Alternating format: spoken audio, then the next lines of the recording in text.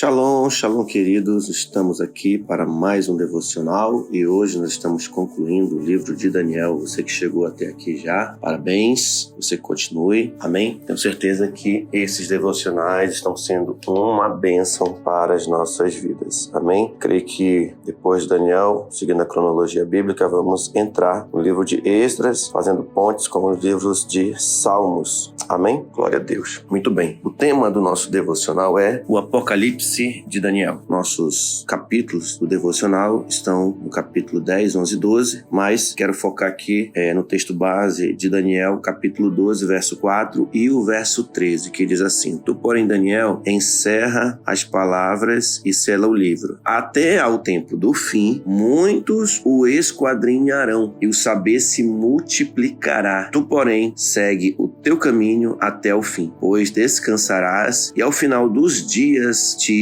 levantarás para receber a tua herança. Amém, queridos? Glórias a Deus. Louvado seja o nome do Senhor. Queridos, o livro de Daniel, nessas partes finais, ele vai ser bastante fundamental, porque é a partir do livro de Daniel que nós vamos ter uma compreensão que ela vem do Antigo Testamento e vai ser consolidada no Novo Testamento, que é com relação à ressurreição, a ressurreição dos mortos, né? Mesmo antes da vinda do Messias, de nosso Senhor, na sua primeira vinda, já se tinha uma ideia de ressurreição. E é aqui que a Bíblia se torna um livro único, porque nos meus estudos sobre religiões, eu desconheço uma outra doutrina que se assemelhe no intuito da ressurreição, como é mencionado na Bíblia. Até falam de um possível retorno, mas sempre numa ideia de uma reencarnação, né? Reencarnando em outros corpos, né? O conceito bíblico de ressurreição, ele é bastante único entre as religiões. Por exemplo, até religiões monoteístas, como o islamismo, por exemplo,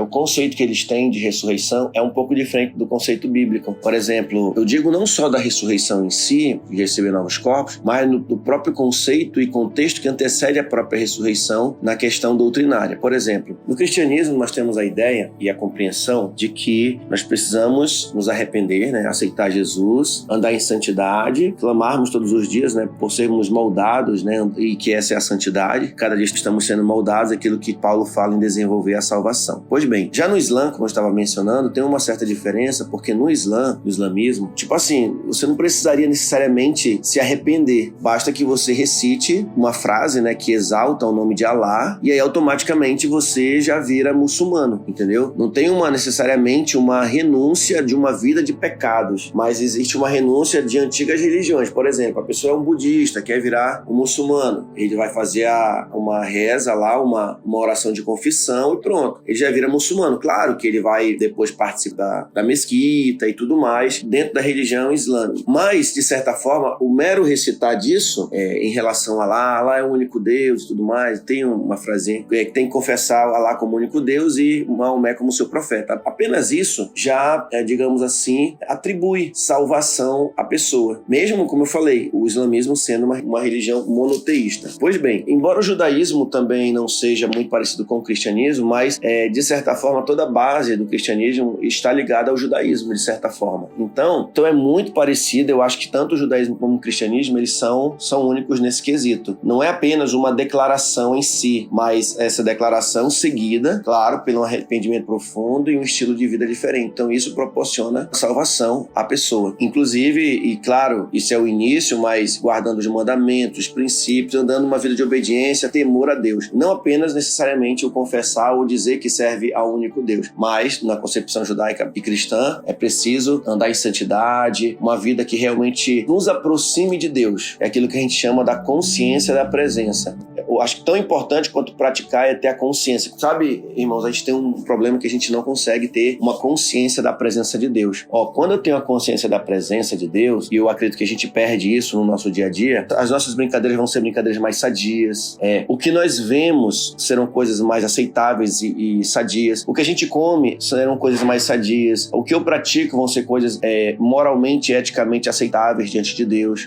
Dentro da minha casa, as brigas e a paz vai reinar porque eu tenho consciência da presença. Por isso, assim, que quando você orar, você nunca deve orar assim, Pai, nós te pedimos autorização para entrar na tua presença. Isso é totalmente errado à luz da Bíblia, porque se você já é um cristão, você não precisa pedir autorização para entrar, porque ele já está em você, o Espírito Santo já está em você, né? Parece ser uma oração humilde assim, mas não faz sentido. É como se você não tivesse o Espírito Santo, ou seja, você vive fora da presença do Espírito Santo, aí quando você ora, aí que você entra na presença do Espírito. Não é assim, entendeu? Então, o ideal seria falar assim, Pai, nós oramos nesse momento ao Senhor, elevamos a nossa voz, né? Alguma coisa nesse sentido, mas pedir autorização para entrar, ou Senhor, iniciamos essa oração na tua presença, porque você já está, não pedir autorização para entrar na presença, entende? Por que nós fazemos isso? Porque a gente, muitas vezes, não tem essa consciência da presença. Tem um livro do Bill Johnson chamado A Presença de Deus. Eu recomendo que você leia esse livro. Vai revolucionar, sabe, irmãos? É muito tremendo isso. E a cada dia nós estamos nesse desafio de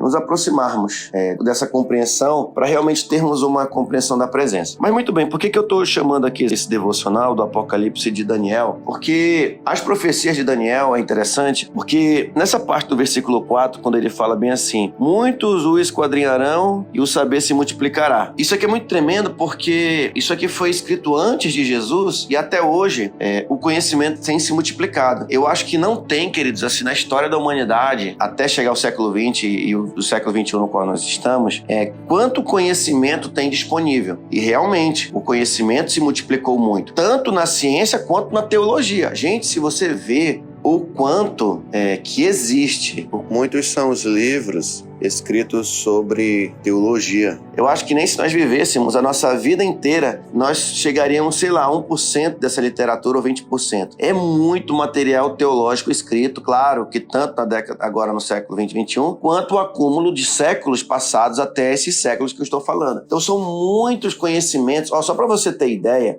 eu gosto muito de ler, quando eu tenho oportunidade, os pais da igreja. A Igreja Católica, ela escreveu uma série de, eu acho que mais de 30 volumes, irmãos, sobre a história dos pais da igreja. É uma obra monumental. Inclusive, os livros são todos verdes. Aí fala lá de Irineu de Lyon, enfim, temos Eusébio de Cesareia, temos vários bispos, né, antigos. Inclusive, eu cito eles no nosso livro de teologia. Não sei se você sabe, mas nós temos um curso de teologia completo, né, básico para o médio, com 24 apostilas. Se você quiser baixar a história da igreja, eu acho que é o maior, é o que mais tem folha. É uma visão tremenda. Lá eu cito os principais pais da igreja. Pois bem, então nós vamos ver isso no decorrer do versículo 4, o quanto, né, o conhecimento tem se multiplicado, e isso é um cumprimento dessa profecia. Quando nós pensamos nas profecias bíblicas, nós temos que entender o seguinte, nem sempre quando você está lendo a profecia bíblica, ela está afirmando que ela já está se cumprindo, ou vai se cumprir em pouco tempo. Na verdade, ela tem tanto um sentido momentâneo e contextual naquela ocasião, como também ela aponta para eventos específicos no futuro. Eu acredito que a maioria das profecias apocalípticas que apontam para o futuro, elas vêm se cumprindo durante todas as eras, porém, ela não se cumpriu ainda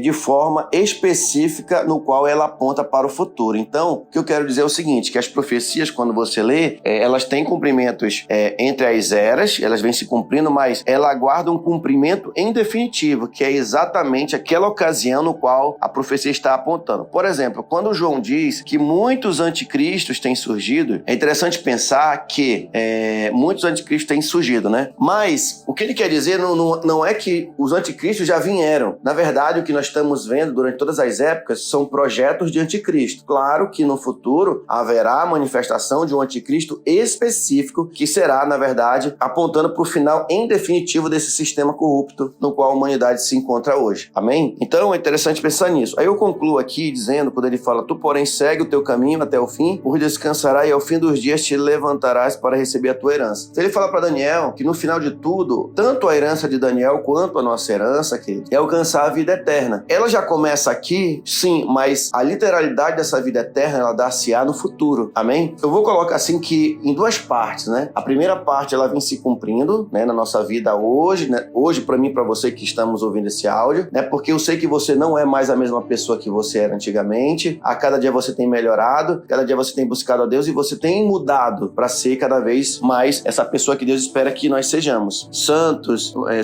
inculpáveis, numa geração pervertida, como diz a palavra. Mas a segunda parte do cumprimento da vida eterna, ela dar-se-á com a vinda de Jesus e a implantação do reino, com a extinção do anticristo, a morte, a ressurreição dos justos, enfim, todo esse contexto. E por isso que a nossa herança, queridos, por isso que ele fala que segue o teu caminho. Então ele diz isso para mim e para você. Querido, segue o teu caminho, mas não é o teu caminho humano, digamos assim, que vai da minha cabeça eu vou viver minha vida. Não é isso. Segue o teu caminho, no qual o caminho que Deus te colocou para ser. Continua firme, continua buscando, continua no caminho proposto que Deus colocou para você. Porque ao final dos teus dias, você vai receber a tua herança. E qual é a herança, queridos? Como diz a palavra de Deus, aqui no Novo Testamento, fala que nós, para sermos participantes da vida eterna, também devemos participar das dores do Senhor nessa terra, para que sejamos achados dignos da herança proposta para cada um de nós. Então, nós somos participantes das bênçãos, mas também temos que ser participantes das dores do Senhor. Uma vez que, quando nós suportamos as lutas, as dificuldades desta vida, nós estamos sendo participantes também dos seus sofrimentos, não simplesmente por nós mesmos, mas por aquilo que ele sofreu por todos nós. Por isso, querido, suporte as lutas na sua família, as lutas no seu trabalho, suporte em amor o teu próximo, suporte as dificuldades dessa vida, suporte esse calor de Manaus, suporte as dificuldades financeiras, tudo com amor, com dedicação, com empenho, suporte muitas vezes uma enfermidade que você está passando, suporte os desafios do ministério, porque no final dos dias, queridos, eu e você receberemos a maior de todas as heranças, que é a presença de Deus, em definitivo, aonde Deus será tudo em todos. Que Deus te abençoe com essa palavra, em nome de Jesus Cristo.